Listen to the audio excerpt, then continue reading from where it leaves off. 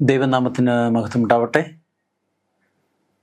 പ്രിയ ദൈവമക്കളെ, വീണ്ടും നമുക്ക് ദൈവത്തിൻ്റെ മാറ്റമില്ലാത്ത വചനം ഒന്നിച്ച് ചിന്തിപ്പാൻ തക്കവണ്ണം വലിയവനായ ദൈവം നമുക്ക് ഒരുക്കി തന്ന ഈ നല്ല സമയത്തിനെ നമുക്ക് ദിവസിക്കാം, സ്തോത്രം ചെയ്യാം. ഈ പാഠപഠനത്തിലേക്ക് എല്ലാ പ്രിയപ്പെട്ടവരെയും വലിയവനെ കർത്താവ് യേശു ക്രിസ്തുവിൻ്റെ നിസ്തുല്യ നാമത്തിൽ ഞാൻ വളരെ ഹാർദവമായിട്ട് സ്വാഗതം ആശംസിക്കുന്നു. നാം തുടർന്ന് ദൈവത്തിൻ്റെ വചനം ഒന്നിച്ച് പഠിക്കുമ്പോൾ ദൈവത്തിൻ്റെ പരിശുദ്ധാത്മാവ് നമ്മുടെ കൂടെ ഇരിപ്പാൻ നമ്മൾ ചിന്തിക്കുന്ന തിരുവചനങ്ങൾ നമുക്ക് പൂർണ്ണമായിട്ട് ഗ്രഹിപ്പാനും മനസ്സിലാക്കുവാനുമുള്ള കൃപ ദൈവം നൽകട്ടെ എന്ന് ഞാൻ പ്രാർത്ഥിക്കുന്നു. ഒരിക്കൽ കൂടി എല്ലാ പ്രീതമക്കളെയും ഈ പാഠനത്തിലേക്ക് സ്വാഗതം ചെയ്യുന്നു. നമ്മൾ ഈ ആഴ്ചയിൽ പഠിക്കുവാൻ പോകുന്ന പാഠം 6 ചെങ്കടലിലൂടെ. നാം പഠിച്ചുകൊണ്ടിരുന്ന പാഠത്തിന് തുടർച്ചയായിട്ട് ദൈവജനമായ ഇസ്രയേലിൻ്റെ മിസ്രൈമിൽ നിന്നുള്ള പുറപ്പെടൽ സാധ്യമായി അത്ഭുതകരമാവുന്ന വഴിയിലൂടെ വലിയവനായ ദൈവം തൻ്റെ കുഞ്ഞുങ്ങളെ വഴി നടത്തുവാൻ മോശ മുഖാന്തരം വൻ കാര്യങ്ങളെ മിസ്രൈമിൽ ചെയ്യുകയും മിസ്രൈമിലെ ദേവന്മാരെയും അവരുടെ ദൈവങ്ങളെയും ജനസമൂഹത്തിൽ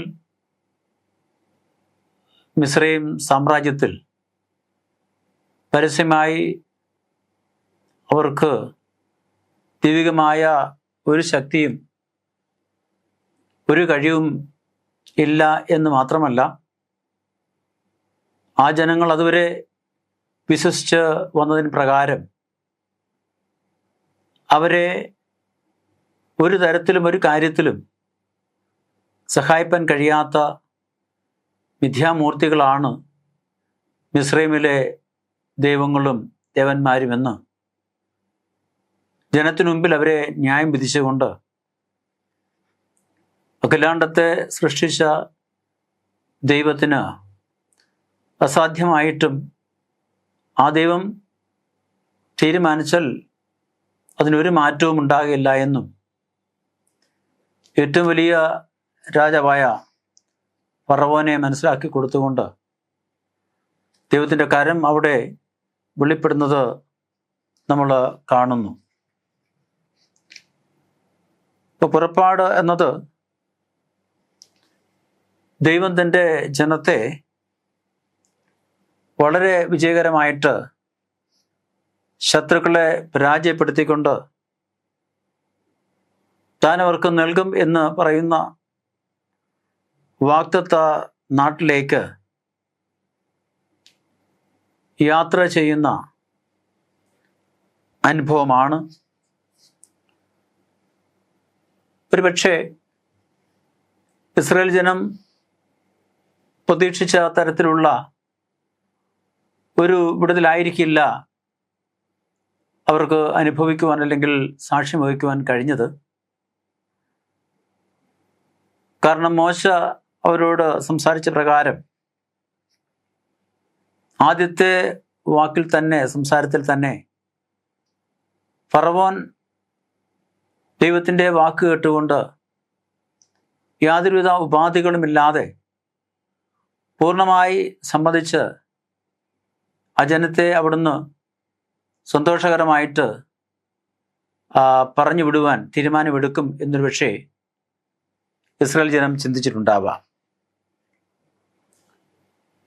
എന്നാൽ അതിൽ നിന്ന് വ്യത്യസ്തമായ കാര്യമാണ് സംഭവിച്ചത് എന്ന് നമുക്ക് മനസ്സിലാക്കാൻ സാധിക്കും. കാരണം ഒരു ജനതയെ അനേക വർഷങ്ങൾ ആ രാജ്യത്ത് അടിമകളായിട്ട് ആ രാജ്യത്തിൻ്റെ വളർച്ചയിലും പുരോഗതിയിലും ഗണ്യമായ സംഭാവനകൾ നൽകിയിരുന്ന, അവിടുത്തെ പ്രവൃത്തികളിൽ അവിടുത്തെ ജോലി കാര്യങ്ങളിൽ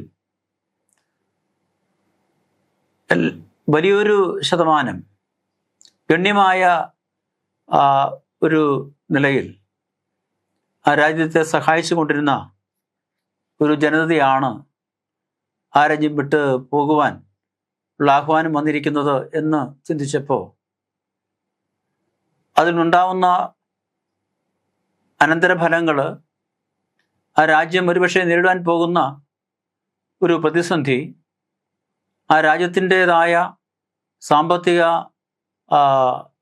നില എത്രമാത്രം ഒരുപക്ഷെ താഴേക്ക് പോയേക്കാം എന്നൊക്കെ ഉള്ള പല ചിന്താഭാരങ്ങൾ ഫറവോനെ അലട്ടിയിട്ടുണ്ടാവാം.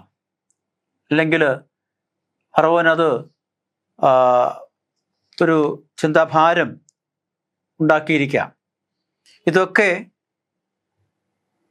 ഇസ്രായേൽ മക്കളെ പറഞ്ഞു വിടുവാനുള്ള ഫറവോൻ്റെ മനസ്സിലാകുകയും മാത്രമല്ല, തൻ്റെ ഹൃദയത്തെ കഠിനമാക്കുന്ന ദൈവത്തിൻ്റെ വാക്കുകൾ കേൾക്കുവാൻ മനസ്സില്ലാത്ത, അതിനെ പൂർണ്ണമായിട്ടും അവഗണിക്കുന്ന ഒരു അവസ്ഥയിലേക്ക് താൻ പെരുമാറുമ്പോൾ അതിലപ്പുറമായിട്ട് മറ്റൊരു തീരുമാനം എടുക്കുവാൻ ഫറവോന് കഴിഞ്ഞില്ല എന്ന് നമുക്ക് മനസ്സിലാക്കുന്നു. ദൈവജനത്തിൻ്റെ വിടുതൽ എന്ന് പറയുന്നത് ഒരു ദൈവിക ഇടപെടലും പ്രവൃത്തിയും അവിടെ ഉണ്ടായെങ്കിൽ മാത്രമേ സാധ്യമാവൂ എന്ന് ആ ഫറവോനും അതുപോലെ അവിടുന്ന് സ്വാതന്ത്ര്യം നേടി അടിമത്തത്തിൽ നിന്ന് പുറത്തു വരുന്ന ആ ജനങ്ങൾ മനസ്സിലാക്കേണ്ട ആവശ്യം ഉണ്ടായിരുന്നു. ആ വിടുതല് ഒരല്പം സമയമെടുത്ത് പലതരത്തിലുള്ള പ്രയാസങ്ങളും പ്രതിസന്ധികളും ആകാംക്ഷകളും ഉദ്യോഗങ്ങളും ഒക്കെ നിറഞ്ഞ് പലപ്പോഴും നിരാശയുടെ വക്കിൽ വന്നു മോശ തന്നെ നിരാശപ്പെടുകയും കോപിക്കുകയൊക്കെ ചെയ്യുന്ന അനുഭവമൊക്കെ ഇവിടെ ഉണ്ടാവുന്നത് ഒരുപക്ഷെ ഈ ദൈവത്തിൻ്റെ ജനം തുടർന്ന് വാഗ്ദത്ത നാട്ടിലേക്ക് യാത്ര ചെയ്യുമ്പോൾ അവരനുഭവിക്കാൻ പോകുന്ന ജീവിതത്തിൻ്റെ ആ സങ്കീർണതയെ അത് സഹിക്കുവാനും വഹിക്കുവാനും ആ സന്ദർഭങ്ങളിൽ അവർക്ക് മുൻപോട്ട് യാത്ര ചെയ്യുവാനുള്ള ഒരു മാനസിക ബലം ലഭിക്കുവാനും ഈ ഒരു തുടക്കം ഇങ്ങനെയായി തീരണമെന്ന് ദൈവത്തിൻ്റെ തീരുമാനമായിരിക്കാം എന്ന് ചിന്തിക്കുന്നു. അപ്പോൾ തുടർന്നുള്ള ഇസ്രായേൽ മക്കളുടെ ജീവിതം വളരെ സങ്കീർണമായിരുന്നു. പ്രശ്നങ്ങളും പ്രയാസങ്ങളും വെല്ലുവിളികളും നിറഞ്ഞതായിരുന്നു. പലപ്പോഴും ഞങ്ങൾ പ്രതീക്ഷിക്കാത്ത പ്രതിസന്ധികൾ അവരുടെ ജീവിതത്തിൽ കടന്നു വന്നു എന്ന് നമ്മൾ മനസ്സിലാക്കുന്നു. ഈ പാഠത്തിൻ്റെ മനപ്പാഠവാക്യം പുറപ്പാട് പുസ്തകം 14-ാം അധ്യായത്തിൻ്റെ 13-14 വാക്യങ്ങളാണ്. ഞാൻ വായിക്കാം. മോശ ജനത്തോട് പറഞ്ഞു, ഭയപ്പെടേണ്ട, നിശ്ചലരായി നിന്ന് യഹോവ ഇന്ന് നിങ്ങൾക്ക് ചെയ്യുന്ന രക്ഷ കണ്ടുകൊള്ളുവിൻ. ഇന്ന് നിങ്ങൾ കാണുന്ന മിസ്രയീമ്യരെ നിങ്ങൾ വീണ്ടും കാണുകയില്ല. യഹോവ നിങ്ങൾക്ക് വേണ്ടി യുദ്ധം ചെയ്യും, നിങ്ങൾ മിണ്ടാതിരിപ്പിൻ എന്ന് പറഞ്ഞു.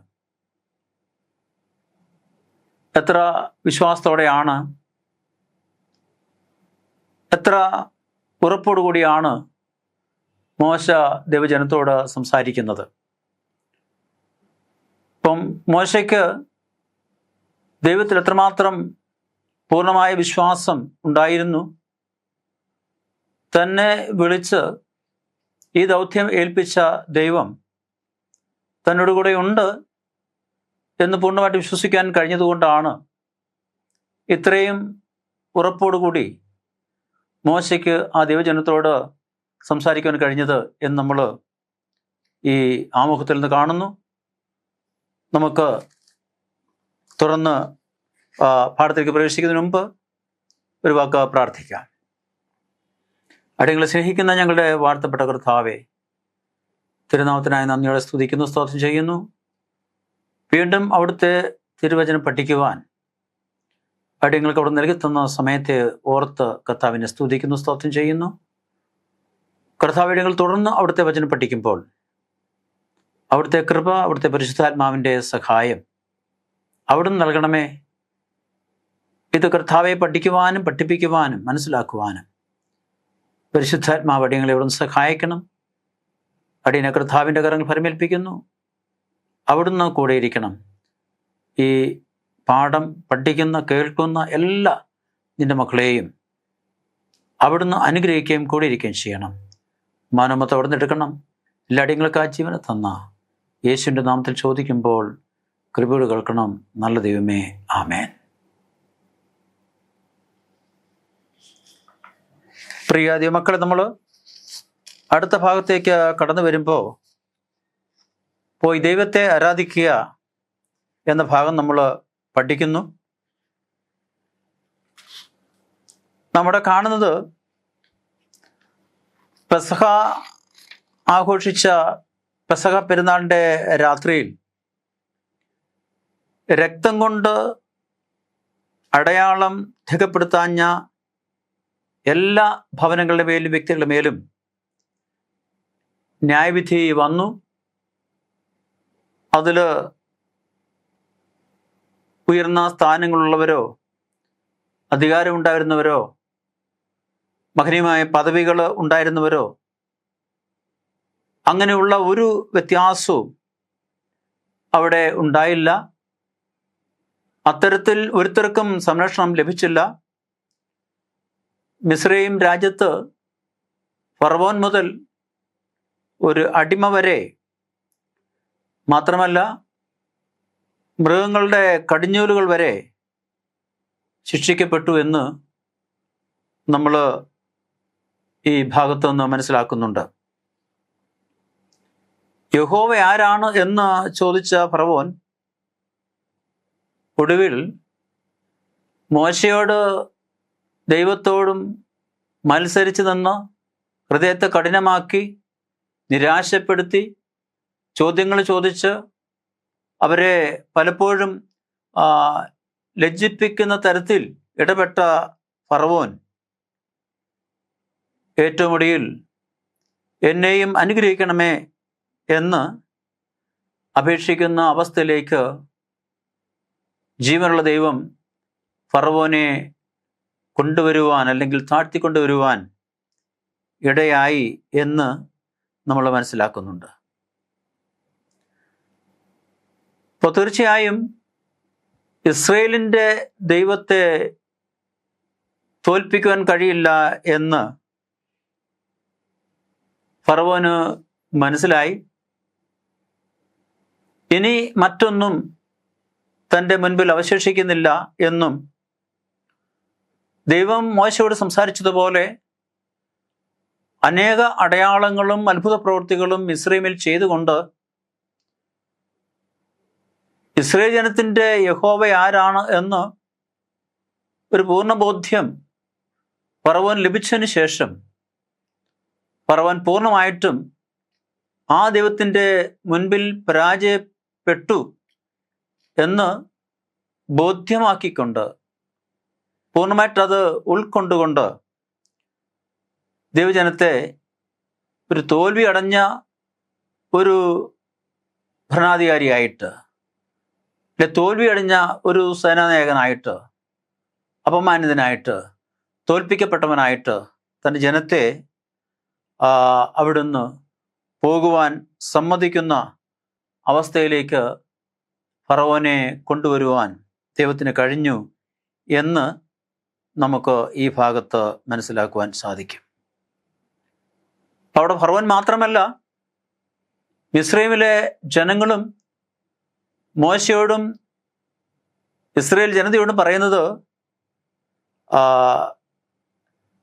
നിങ്ങൾ പെട്ടെന്ന് പോകുക, ഈ ദേശം വിട്ട് പോകുക, ദയവായി പോകൂ, അല്ലെങ്കിൽ ഞങ്ങളെല്ലാവരും മരിച്ചു പോകുമെന്നുള്ളൊരു വലിയ തിരിച്ചറിവ്, ഒരു വലിയ ബോധം അവർക്ക് ഉണ്ടാകുവാൻ കഴിഞ്ഞു, അവരിലുണ്ടാക്കുവാൻ ദൈവത്തിന് കഴിഞ്ഞു.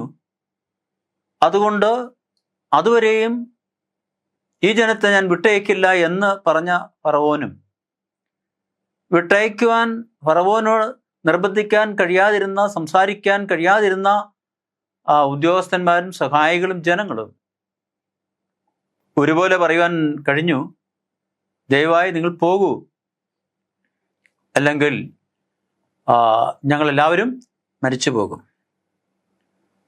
മാത്രമല്ല, ഈ ഇസ്രായേൽ ജനം മിസ്രൈമിൽ നിന്ന് പോകുമ്പോൾ അവർ വെറും കൈയായി പോകുവാൻ ദൈവം അനുവദിച്ചില്ല. കാരണം അവർക്ക് വളരെ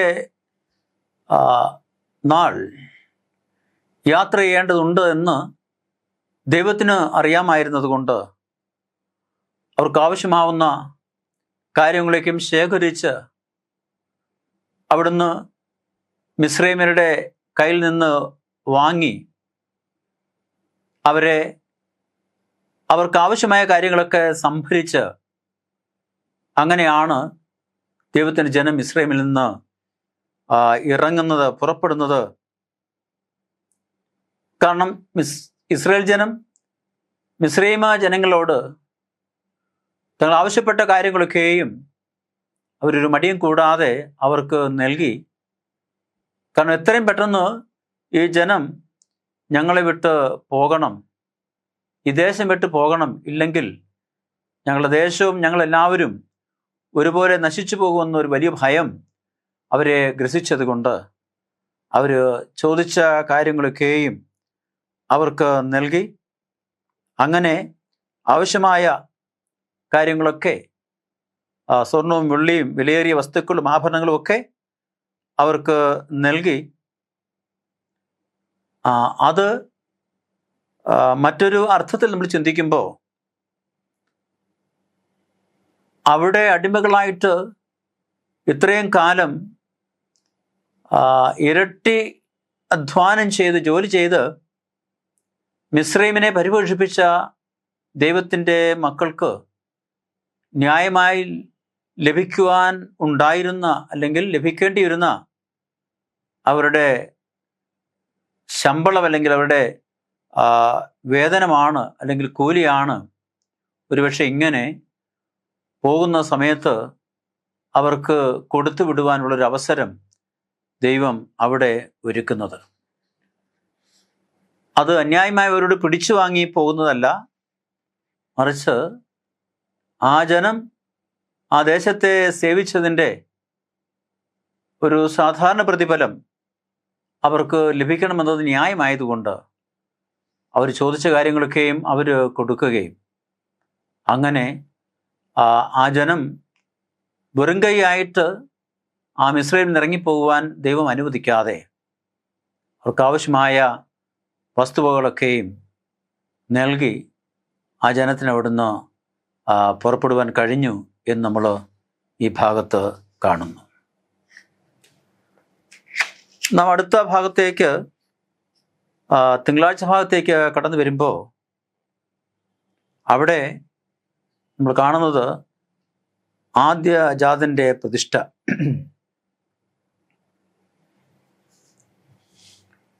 ഇപ്പോൾ ഒരു വീണ്ടെടുപ്പിൻ്റെയും വിടുതലിൻ്റെയും വാഗ്ദത്ത സമയം വരാൻ പോവുകയായിരുന്നു. അപ്പോൾ ആളുകൾ അതിനുവേണ്ടി തയ്യാറാകേണ്ട ആവശ്യമുണ്ടായിരുന്നു. അപ്പോൾ വിശ്വസിക്കുക മാത്രമല്ല, വിശ്വാസത്തിന് അനുസൃതമായ പ്രവൃത്തികൾ ചെയ്യണമായിരുന്നു. കാരണം നമുക്ക് ദൈവം നൽകുന്ന, ദൈവത്തിന് ലഭിക്കേണ്ട അനുഗ്രഹങ്ങൾ നമുക്ക് പ്രാപിക്കാൻ കഴിയണമെങ്കിൽ നാം ദൈവത്തിൽ പൂർണ്ണമായിട്ടും വിശ്വസിക്കുക. അത് വിശ്വാസം മാത്രം പോരാ, ആ വിശ്വാസം പ്രവൃത്തിയായിട്ട് നമ്മളിൽ രൂപാന്തരപ്പെടേണ്ട ആവശ്യമുണ്ട്, പരിണമിക്കേണ്ട ആവശ്യമുണ്ട്. കേൾക്കുന്ന വചനം വിശ്വാസമായി നമ്മൾ പരിണമിക്കുമ്പോഴാണ് വിശ്വാസത്തിൻ്റെ പ്രവൃത്തികൾ നമ്മിൽ നിന്ന് ഉണ്ടാവുന്നത്. ആ വിശ്വാസത്തിൻ്റെ പ്രവൃത്തികളാണ് മറ്റുള്ളവർക്ക് സാക്ഷ്യമായിട്ട് മാറുന്നത്. ആ സാക്ഷ്യമാണ് മറ്റുള്ളവരെ ദൈവത്തിങ്കിലേക്ക് അടുപ്പിക്കുവാനും ആകർഷിക്കുവാനും ഇടയാക്കി തീർക്കുന്നത്. ആ ഒരു വിശ്വാസത്തിൻ്റെ പ്രവൃത്തി നമ്മളിൽ ഉണ്ടാവണം. അതുകൊണ്ടാണ് യാക്കോബിൻ്റെ ലേഖനം 2-ാം അധ്യായം അതിൻ്റെ 17 മുതൽ 20 വാക്യങ്ങൾ നമ്മൾ വായിക്കുമ്പോൾ അതിൻ്റെ സാരം, മൂഢ, വിശ്വാസം കൂടെയുള്ള പ്രവൃത്തി നിർജ്ജീവമാണെന്ന് നീ അറിയുന്നില്ലയോ എന്ന് അവിടെ യാക്കോബ് ലേഖനത്തിൽ നമ്മൾ വായിക്കുന്നുണ്ട്. തീർച്ചയായിട്ടും കുഞ്ഞാടിൻ്റെ രക്തം അടയാളമായി തീർന്ന ഇസ്രായേൽ മക്കളുടെ കുടുംബങ്ങളെ ദൈവം കരുണയോടെ കാത്തു. അപ്പം അവിടെ പുറപ്പാട് പുസ്തകം 13-ാം അധ്യായത്തിൻ്റെ 2-ാമത്തെ വാക്യം പറയുന്നത്, എല്ലാ ആദിജാതന്മാരെയും എനിക്കായി വിശുദ്ധീകരിക്കുക. അത് ജനങ്ങൾക്ക് മാത്രമല്ല മൃഗങ്ങൾക്കും ബാധകമായിരുന്നുവെന്ന് നമ്മളിവിടെ മനസ്സിലാക്കുന്നുണ്ട്. ഇപ്പം നാം വായിക്കുന്നത് സങ്കീർത്തനം 24:1, ദൈവം നമ്മുടെ സൃഷ്ടാവും സകലത്തിൻ്റെയും ഉടമസ്ഥനും ആയതുകൊണ്ട് ഈ ലോകത്തിലെ എല്ലാം ദൈവത്തിൻ്റെതാവുന്നു. ഈ സകല കാര്യങ്ങളുടെയും ഉടമസ്ഥൻ, സൃഷ്ടാവ് ദൈവം ആകുന്നു. ഇപ്പം ഇസ്രായേലിയുടെ ആദ്യ ജാതപുത്രന്മാർ ദൈവം അവർക്ക് നൽകിയ അനുഗ്രഹങ്ങളുടെ ആദ്യഫലമായിരുന്നു എന്ന് നമ്മൾ മനസ്സിലാക്കുന്നു. നമ്മെ സംബന്ധിച്ചും നാം മനസ്സിലാക്കുന്ന ഒരു കാര്യം,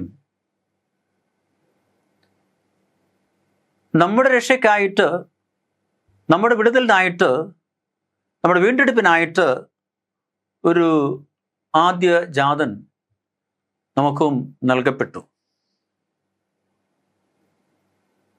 ആ നമുക്കായി നൽകപ്പെട്ട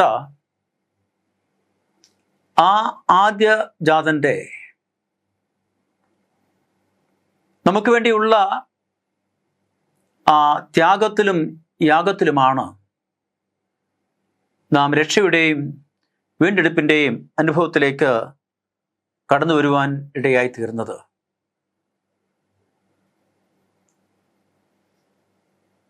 ഇസ്രായേൽ ജനത്തെ രക്ഷയുടെയും വിടുതലിൻ്റെയും വീണ്ടെടുപ്പിൻ്റെയും അനുഭവത്തിലേക്ക് കൂട്ടിക്കൊണ്ടുവന്ന് പ്രവേശിപ്പിച്ച ആ ദൈവം നമുക്ക് നമ്മുടെ വീണ്ടെടുപ്പിനായിട്ട് ഒരു ആദ്യജാതനെ നമുക്ക് നൽകി. കൊലോസ് ലേഖനം 1-ാം അധ്യായത്തിൻ്റെ 14-ാമത്തെ വാക്യത്തിൽ നമ്മൾ വായിക്കുമ്പോൾ, അവനിൽ നമുക്ക് അവൻ രക്തത്താൽ പാപമോചനമെന്ന വീണ്ടെടുപ്പ് ഉണ്ട്. നമുക്ക് വേണ്ടി കാൽവരിയിൽ യാഗമായി തീർന്ന കർത്താവ് യേശു ക്രിസ്തു എന്ന ഊനമില്ലാത്ത കുഞ്ഞാട്, ദൈവത്തിൻ്റെ ഏകജാതൻ, അവൻ രക്തത്താൽ നമുക്ക് അവൻ പൂർണ്ണമായ വീണ്ടെടുപ്പ് സാധ്യമാക്കി തീർത്തു. നമ്മുടെ രക്ഷ നമുക്ക് ഉറപ്പാക്കി. ആ രക്ഷയുടെ വാതിൽ നമുക്കായിട്ട് അതിലൂടെ അവൻ തുറന്നു തന്നു എന്ന് നമ്മൾ പഠിക്കുന്നു. ഇപ്പം നാം പഴയ നിയമ ഭാഗങ്ങളിൽ പഠിക്കുന്ന ഇസ്രയേലിൻ്റെ ചരിത്രം മാത്രമല്ല, ഇതുപോലെ അനേക ദൈവത്തിൻ്റെ മക്കളുടേതായ ചരിത്രങ്ങളെ, അനുഭവങ്ങളെ, പ്രവാചകന്മാരുടെ വാക്കുകളെ നമ്മൾ പഠിക്കുമ്പോൾ, വചനങ്ങൾ നമ്മൾ പഠിക്കുമ്പോൾ, ഇന്ന് ഈ കാലഘട്ടത്തിൽ ജീവിക്കുന്ന നാം ഓരോരുത്തരും ഈ വചനങ്ങൾ എത്രമാത്രം നമ്മുടെ ജീവിതത്തിൽ ഇന്ന് ഏറ്റവും പ്രയോജനകരവും നമുക്ക് ഏറ്റവും ആവശ്യമായിരിക്കുന്നുവെന്നും നമുക്ക് മനസ്സിലാക്കാൻ കഴിയും. അതിന് വ്യത്യാസമില്ല. ദൈവം ഇസ്രയേലിനോട് പറഞ്ഞ വാക്കുകൾ, വാഗ്ദത്തങ്ങൾ ഇന്ന് നമുക്കും അതുപോലെ തന്നെ എങ്ങനെ, അല്ലെങ്കിൽ ഏത് സന്ദർഭത്തിൽ, ഏത് അർത്ഥത്തിൽ ദൈവം മോശ മുഖാന്തരം ഇസ്രയേലോട് സംസാരിച്ചുവോ അതേ അർത്ഥം നമുക്കും ബാധകമാണ്. അതേ ആ പശ്ചാത്തലം നമുക്കും ബാധകമാണ്. അതുകൊണ്ട് നാം ഇത് പഠിക്കുമ്പോൾ പ്രിയ ദൈവമക്കളെ, നമ്മുടെ രക്ഷ, നമ്മുടെ വീണ്ടെടുപ്പ്, നമ്മുടെ വിടുതൽ ഉറപ്പാക്കുക എന്നത്, അതിനാ ദൈവത്തിൻ്റെ വചനം വിശ്വസിക്കുക എന്നത്, ആ വിശ്വാസത്തിൻ്റെ പ്രവൃത്തി നമ്മളിൽ ഉണ്ടാകുക എന്നത് ഏറ്റവും പ്രധാനപ്പെട്ട കാര്യമാണ്. നമ്മൾ അടുത്ത ദിവസം ചിന്തിക്കുമ്പോൾ ചൊവ്വാഴ്ചത്തേക്ക് നമ്മൾ കടന്നു വരുന്നു. നമ്മുടെ കാണുന്നത് ചെങ്കടൽ കടക്കൽ എന്നാണ്.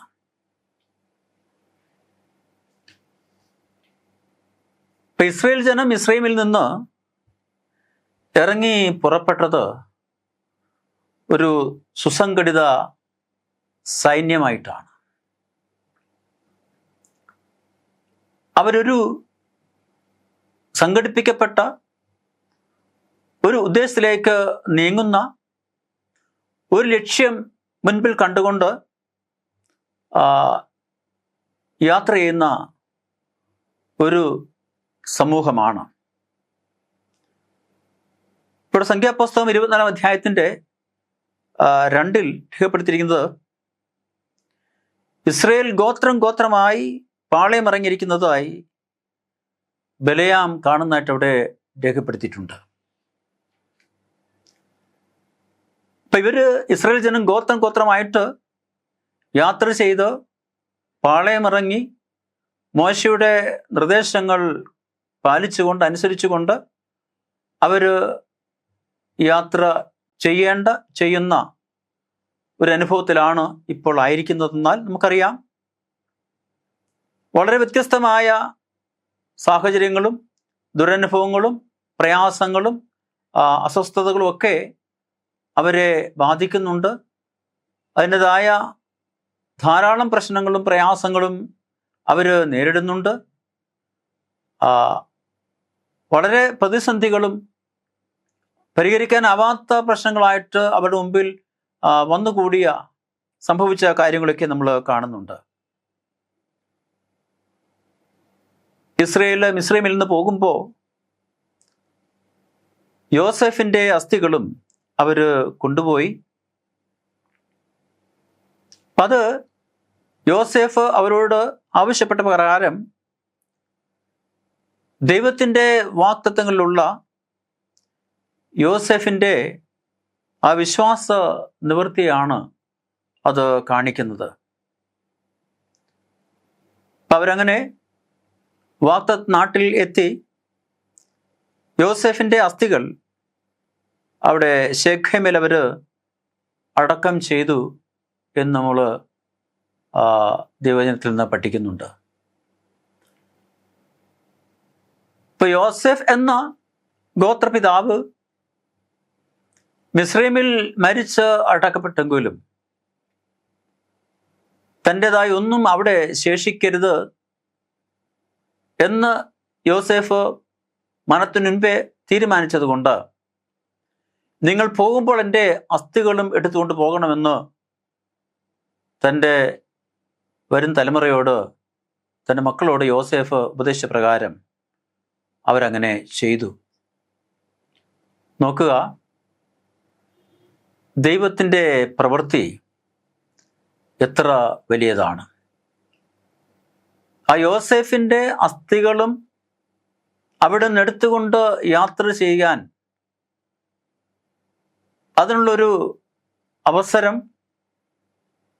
അല്ലെങ്കിൽ ഒരു അസൗകര്യമോ അത് മറന്നു പോകുവാനോ കഴിയാതെ വരുവാനുള്ള ഒരു സാഹചര്യം പോലും അവിടെ ഉണ്ടാവാതെ ആ യോസേഫിൻ്റെ ആഗ്രഹം അതുപോലെ തന്നെ നിവർത്തിച്ചുകൊണ്ട് പ്രവർത്തിക്കുവാൻ ഇസ്രായേൽ മക്കൾക്ക് കഴിഞ്ഞുവെങ്കിൽ അത് അവരുടെ മനഃപൂർവമായ തീരുമാനമല്ല. യോസേഫിൻ്റെ പ്രത്യാശ നിറഞ്ഞ വിശ്വാസത്തെ ദൈവം കണ്ടതുകൊണ്ട് അത് പൂർത്തീകരിക്കുവാൻ അവിടെ ഇടയായി തീർന്നു എന്നുകൂടി നമുക്ക് ചിന്തിക്കാം.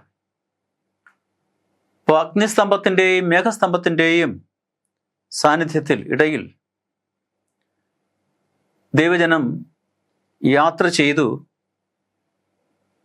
യഹോവ മേഘത്തിൽ നിന്ന് അവരോട് സംസാരിച്ചു. ഇതൊക്കെ ദൈവം എത്രമാത്രം കരുതലോടും തീരുമാനങ്ങളോടും മുൻ നിശ്ചയിച്ച പദ്ധതി പ്രകാരമാണ് തൻ്റെ ജനത്തെ മിസ്രൈമിൽ നിന്ന് അല്ലെങ്കിൽ വിളിച്ച് ഇറക്കുവാൻ മോശെ മുഖാന്തരം അല്ലെങ്കിൽ കഴിഞ്ഞത് അല്ലെ സാധ്യമാക്കി തീർത്തത് എന്ന് നമ്മളിവിടെ കാണുന്നുണ്ട്. ഇസ്രായേൽ ജനം മിസ്രൈമിൽ നിന്ന് ഇറങ്ങി പുറപ്പെട്ടു കഴിഞ്ഞപ്പോൾ ഫറവോൻ വീണ്ടും തൻ്റെ മനസ്സ് പഴയ അവസ്ഥയിലേക്ക് തിരിയുവാൻ അല്ലെങ്കിൽ തിരിക്കുവാൻ ഇടയായി. ഈ ജനം ഒന്നടങ്കം മിസ്രൈം വിട്ട് പോകുന്നു എന്ന് കണ്ടപ്പോൾ നാളെ മുതൽ തൻ്റെ രാജ്യത്ത് ഇവര് ചെയ്തിരുന്ന കാര്യങ്ങളൊക്കെയും ഇവരാൽ സാധിച്ചിരുന്ന കാര്യങ്ങളൊക്കെയും ഇവർ മുഖാന്തരം രാജ്യത്തിന് ലഭിച്ചിരുന്ന നേട്ടങ്ങളൊക്കെയും എങ്ങനെയായി തീരുമെന്ന ഒരു വലിയ ഭയം ഫറവോനെ ഗ്രസിച്ചുകൊണ്ടായിരിക്കാം, അല്ലെ ഫറവോനെ കീഴ്പ്പെടുത്തിക്കൊണ്ടായിരിക്കാം ഫറവോൻ പട്ടാളക്കാരെയും വിളിച്ച് ചേർത്ത് ഒരു സൈന്യമായിട്ട് ഈ ഇസ്രയേലിൻ്റെ പിന്നാലെ ഇറങ്ങി പുറപ്പെടുവാൻ ഇടയായി തീർന്നത്. ഇസ്രായേൽ ജനം അവിടുന്ന് ഇറങ്ങി വടിമത്തത്തിൽ നിന്ന് താങ്കൾ വിടിപ്പിക്കപ്പെട്ടല്ലോ, സ്വാതന്ത്ര്യം ലഭിച്ചല്ലോ, ഇനി തങ്ങൾക്കൊന്നിനെയും ഭയപ്പെടേണ്ട ആവശ്യമില്ല, ഒന്നിനെക്കുറിച്ചും അല്ലെങ്കിൽ ദുഃഖിക്കേണ്ട ആവശ്യമില്ല, ഒന്നിനെക്കുറിച്ചും ആശങ്കപ്പെടേണ്ട ആവശ്യമില്ല എന്ന് കരുതി ഒരു യാത്ര ചെയ്യുമ്പോഴാണ് വളരെ പെട്ടെന്ന് പിന്നിൽ ഫറവോനും സൈന്യവും അവരെ അനുഗമിക്കുന്നത്, അല്ലെ അവരെ പിന്തുടരുന്നത് അവരുടെ ശ്രദ്ധയിൽപ്പെടുവാൻ ഇടയായത്. ജനങ്ങളാകെ പരിഭ്രാന്തരായി, വളരെ പ്രയാസം അവർക്ക് ഉണ്ടായി. ഇപ്പോൾ ഇസ്രായേൽ ജനം വളരെ വിഷമത്തിലായി.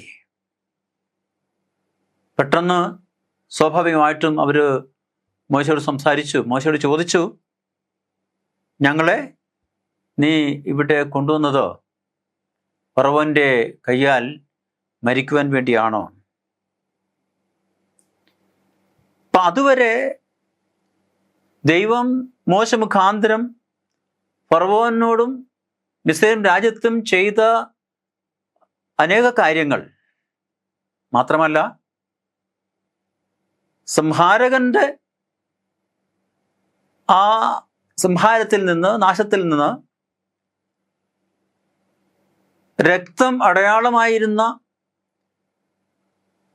ഇസ്രായേൽ ജനത്തിൻ്റെ കുടുംബങ്ങളെയും ഇസ്രായേൽ ജനത്തെയും സംരക്ഷിച്ചത് വരെയുള്ള കാര്യങ്ങൾ പെട്ടെന്ന് അവർ മറന്നുപോയിട്ട് മോശയോട് അവർ വളരെ ശക്തമായ രീതിയിൽ അവർ പരാതി പറയുകയും തങ്ങളെ കൊല്ലുവാനാണോ നീ കൂട്ടിക്കൊണ്ട് വന്നത് എന്ന് മോശയെ ചോദിക്കുകയും ചെയ്യുന്നിട്ട് ഇവിടെ കാണുന്നുണ്ട്.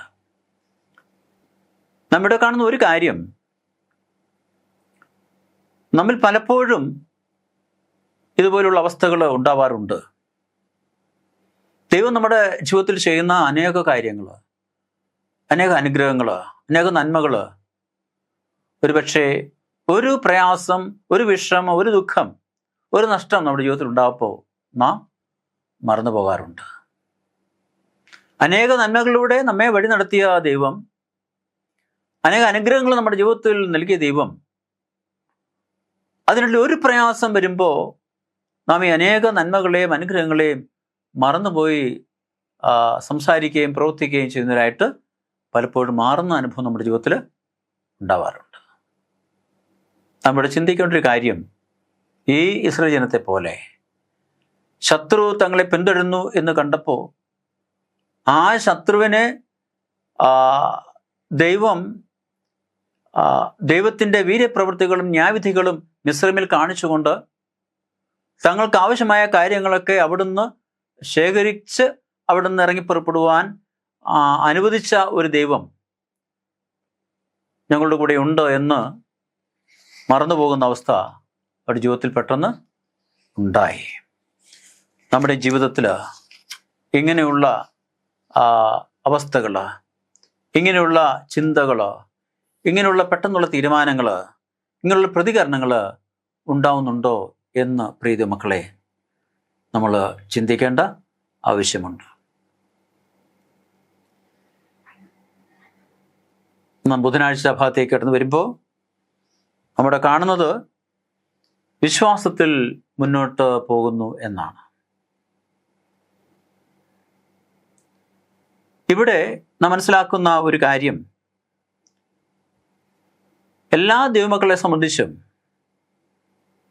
തിരുവചനത്തിൻ്റെ അടിസ്ഥാനത്തിൽ നമുക്ക് ആശ്വസിക്കുവാനും വഴികൾ കണ്ടെത്തുവാനും പരിഹാരം കാണുവാനും നമുക്ക് ആശ്വസിക്കുവാനുമൊക്കെ ദൈവം നമുക്ക് അനേക വചനങ്ങൾ, വാഗ്ദത്തങ്ങൾ നമുക്ക് നൽകിയിട്ടുണ്ട്.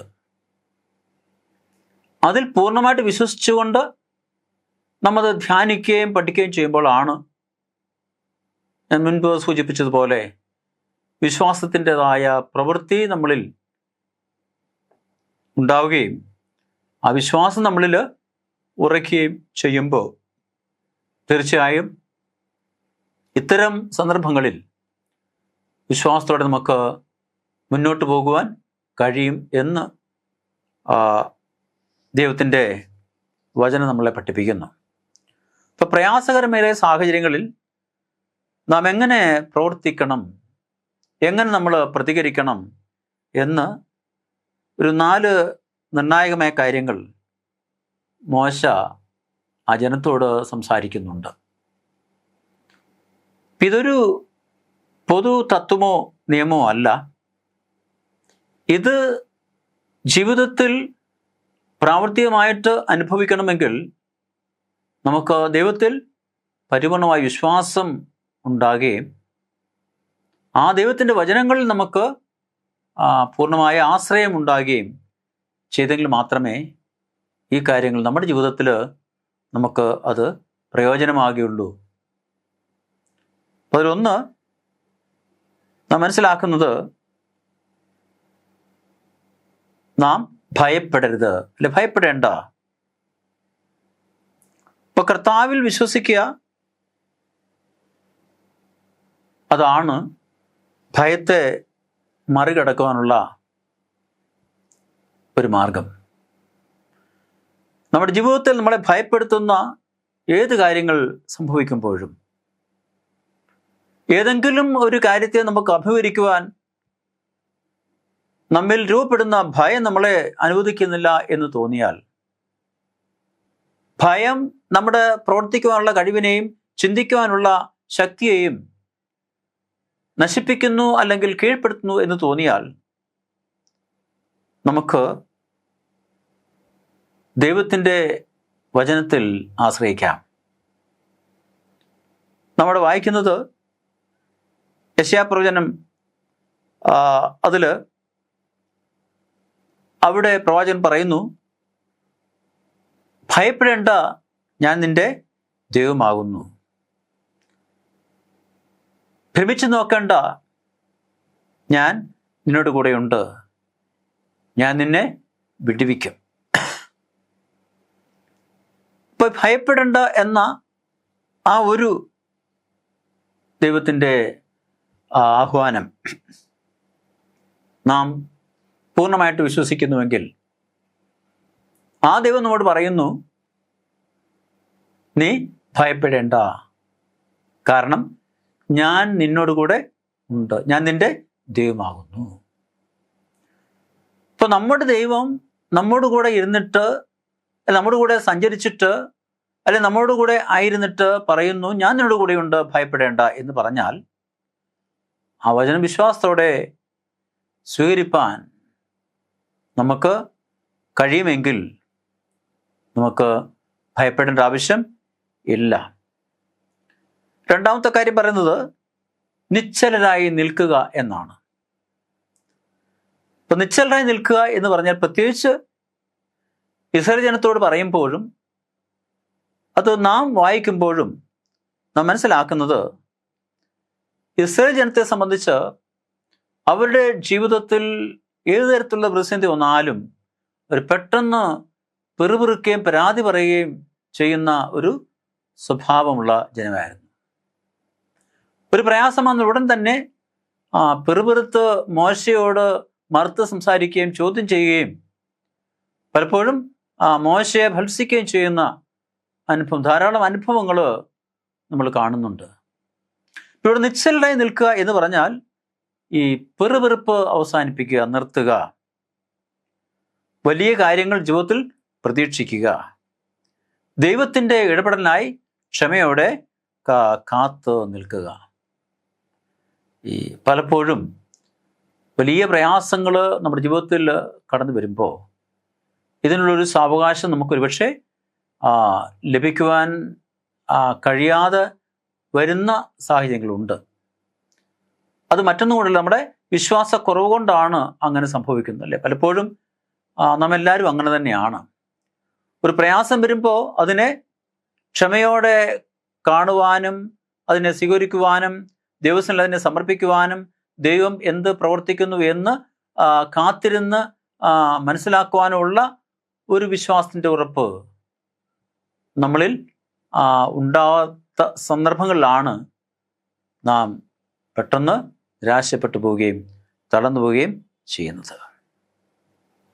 അപ്പം അതുകൊണ്ട് ദൈവജനം എന്ന നിലയിൽ നമ്മുടെ പ്രയാസങ്ങൾ, ബുദ്ധിമുട്ടുകൾ, അല്ലെങ്കിൽ പ്രശ്നങ്ങൾ, വെല്ലുവിളികളൊക്കെ വരുമ്പോൾ നാം നിശ്ചലരായിട്ട് നിൽക്കുക എന്ന് പറഞ്ഞാൽ നമ്മുടെ പെറുപെറുപ്പ്, നമ്മുടെ മത്സരമനോഭാവം, നമ്മുടെ നിരാശ, നമ്മുടെ അല്ലെ മറ്റുള്ളവരെ കുറ്റപ്പെടുത്തൽ, നമുക്കുണ്ടായ പ്രയാസങ്ങളെക്കുറിച്ചുള്ള എന്ന് പറഞ്ഞാൽ ഒരു സ്വയം നിന്ന, ഇതൊക്കെ നമ്മൾ അവസാനിപ്പിച്ചിട്ട് ദൈവത്തിൻ്റെ വചനം അനുസരിച്ച് നമ്മുടെ പ്രയാസങ്ങളിൽ നിന്ന് ദൈവം നമ്മളെ എങ്ങനെ വിടുവിക്കുന്നുവെന്ന് പ്രാർത്ഥനയോട് ഏകാഗ്ര മനസ്സോടെ ക്ഷമയോടെ ദൈവസന്നിധിയിൽ ആയിരിക്കുമ്പോൾ തീർച്ചയായും ദൈവത്തിന് നമ്മുടെ ജീവിതത്തിൽ ഇടപെടുവാൻ കഴിയും. അതാണ് മോശ പറഞ്ഞ രണ്ടാമത്തെ കാര്യം.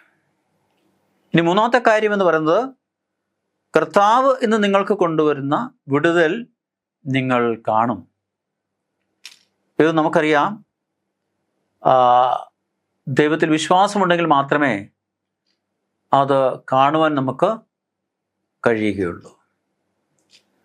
തിരുവചനത്തിൽ അങ്ങനെ ദൈവം നൽകുവാൻ പോകുന്ന അനുഗ്രഹങ്ങളെ വിശ്വാസത്തോടെ കാണുവാൻ കഴിയാതിരുന്ന വ്യക്തികൾ ആ അനുഗ്രഹം പ്രാപിക്കാൻ കഴിയാതെ നഷ്ടപ്പെട്ടു പോയിട്ടുള്ള ചരിത്രങ്ങൾ വിശുദ്ധ വേദപുസ്തകത്തിൽ രേഖപ്പെടുത്തിയിട്ടുണ്ട്. അപ്പം അത്തരം അനുഭവങ്ങളെ അടിസ്ഥാനപ്പെടുത്തിക്കൊണ്ടാണ് ഇവിടെ മോശ സംസാരിക്കുന്നത്. അപ്പോൾ ദൈവത്തിൻ്റെ നേതൃത്വത്തെയും സഹായത്തെയും നമുക്ക് തിരിച്ചറിയുവാൻ കഴിയണം. അപ്പോൾ കാണുക എന്ന് പറഞ്ഞാൽ എന്താ? നമുക്ക് നമ്മുടെ കണ്ണുകൾ തുറക്കുവാൻ കഴിയണം.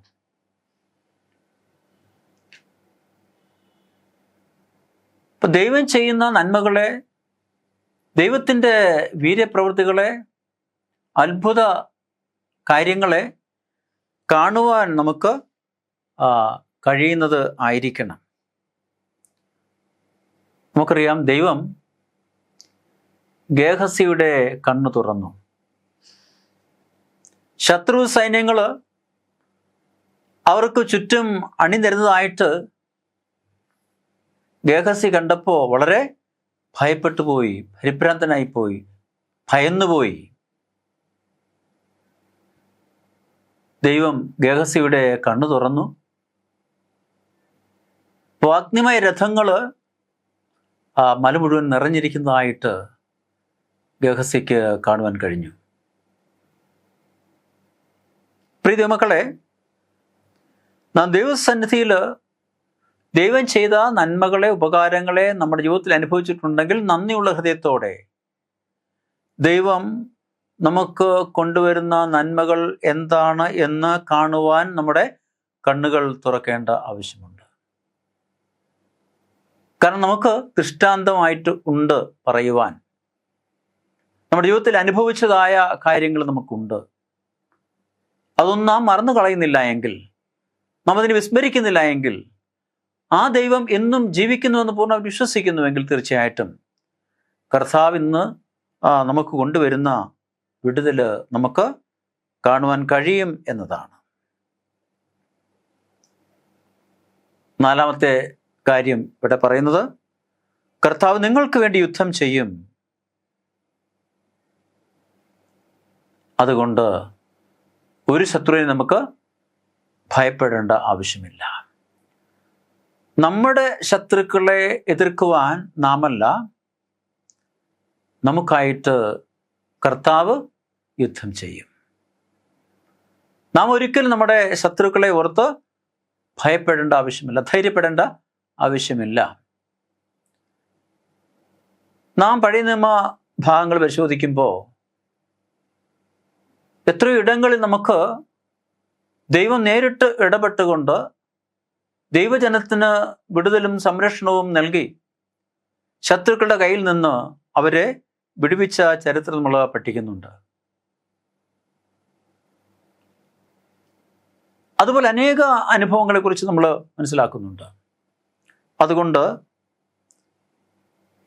തീർച്ചയായിട്ടും ദൈവത്തിന് തൻ്റെ ജനത്തെ സംരക്ഷിക്കുവാനും അവരെ കാത്തു സൂക്ഷിക്കുവാനും അവർ വിശ്വാസത്തിൽ മുൻപോട്ട് നയിക്കുവാനും അവരുടെ ശത്രുക്കളെ എതിരിട്ട് തോൽപ്പിക്കുവാനും അവരുടെ ജീവിതത്തിൽ നന്മകൾ കൊണ്ടുവരുവാനും ആ ദൈവത്തിന് കഴിയും. കാരണം കർത്താവ് നമ്മുടെ ദൈവമാകുന്നു, വാഗ്ദത്തം നൽകിയ നമ്മുടെ കർത്താവാകുന്നു. ആ വാഗ്ദത്തത്തിൽ നിന്ന് ഒരിക്കൽ പോലും കർത്താവ് പിന്മാറുകയില്ല എന്ന് നമുക്ക് മനസ്സിലാക്കാം. ഇവിടെ ശത്രു സൈന്യം ദൈവജനത്തെ പിന്തുടരുമ്പോൾ ദൈവജനം വളരെ പ്രയാസത്തിൽ ആയ സമയം നമുക്കറിയാം. വളരെ അത്ഭുതകരമായിട്ട്, വളരെ അതിശയകരമായിട്ട് ആ ഇസ്രായേലിലെ ഒരു വ്യക്തികൾക്ക് പോലും ചിന്തിക്കുവാൻ കഴിയാത്ത തരത്തിൽ ആ ശത്രുവിൻ്റെ കയ്യിൽ നിന്ന് ഇസ്രായേൽ ജനത്തെ വിടുവിക്കുവാൻ ദൈവം മോശ മുഖാന്തരം മോശയോട് കൽപ്പിച്ച പ്രകാരം തൻ്റെ കൈ കടൽ നേരെ നീട്ടി ഉണങ്ങിയ നിലത്തുകൂടി ഇസ്രായേൽ ജനത്തിൻ്റെ, ദൈവജനത്തിൻ്റെ കാൽപാദത്തിന് അടിയിൽ ഒരു വെള്ളത്തിന് നനവ് പോലും ഇല്ലാതെ അവർക്ക് മറുകര കടക്കാൻ കഴിഞ്ഞ അനുഭവത്തിലൂടെ അവരെ നടത്തിയ ദൈവം എത്ര വലിയവനാണ് എന്ന് നാം ചിന്തിക്കുക. ആ ദൈവത്തിലാണ് നാമും ആശ്രയിക്കുന്നതും, ആ ദൈവത്തെയാണ് നാമും ആരാധിക്കുന്നതും, ആ ദൈവത്തെയാണ് നാം വിശ്വസിക്കുന്നത് എന്ന് ചിന്തിക്കുമ്പോൾ നാം എത്ര ഭാഗ്യകരമായ അവസ്ഥയിൽ ജീവിക്കേണ്ട ദൈവത്തിൻ്റെ മക്കളാകുന്നു എന്ന് നമ്മൾ ഓർക്കുക. പ്രിയ ദൈവമക്കളെ, ദൈവം നമുക്ക് നല്ലവനും വിശ്വസ്തനും വാക്ക് പറഞ്ഞാൽ മാറാത്തവനും അനുഗ്രഹത്തിലൂടെ വിശ്വാസത്തിൽ നമ്മളെ മുൻപോട്ട് നയിക്കുവാൻ കഴിയുന്ന ദൈവമായതുകൊണ്ട് നാമും വിശ്വാസത്തിൽ മുൻപോട്ട് പോകുവാൻ ദൈവത്തിൽ പൂർണ്ണമായിട്ടും ആശ്രയിക്കുക.